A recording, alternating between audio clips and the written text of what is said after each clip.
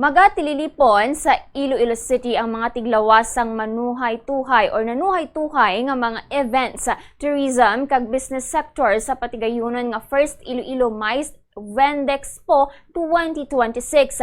Pagatigayuno ang tatlo ka adlaw nga event umpisa August 12 tubtob 14, 2026 sa isa ka hotel sa Mandurriao, Iloilo City. Sa interview sang Bombo Radio kay Miss Lea Lara, Director sang Iloilo City Meetings, Incentives, Conference and Exhibitions ukon MICE Center, iyaging pahayag nga mangin sentro diri ang mga exhibitors gikan sa mga event venues, hotel, transportation providers, travel and tours operators, event solutions, wellness services kang iban pa nga mga negosyo nga may kaangtanan sa MICE industry. Suno kay Lara, katuyuan sa nga Vendexpo nga maghatag sang oportunidad sa mga event organizers, negosyante kag tourism stakeholders nga makilala sang mga bag-o nga business partners, serbisyo kag solusyon para sa ila nga mga event. Ginaagda sini ang publiko nga makipagbahin kag magdiskubre sang mga oportunidad sa nagasanyog o kung sa nagasanyog nga MICE industry sa Iloilo City.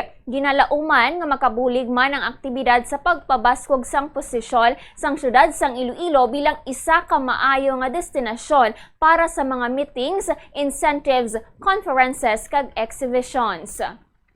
This is part of our capacity development, no. So sa aton nga mga MICE suppliers diri sa syudad, no, as the city aims nga magdako kita, no, sa ini nga klase sang sector, gusto naton nga ang tanan nga partners naton, ang tanan nga mga establishments nga position, handom nga mag-supply, no, sa aton nga my sector, maging handa gid, no, kag preparado when it comes to offering quality and excellent services sa aton nga mga bisita.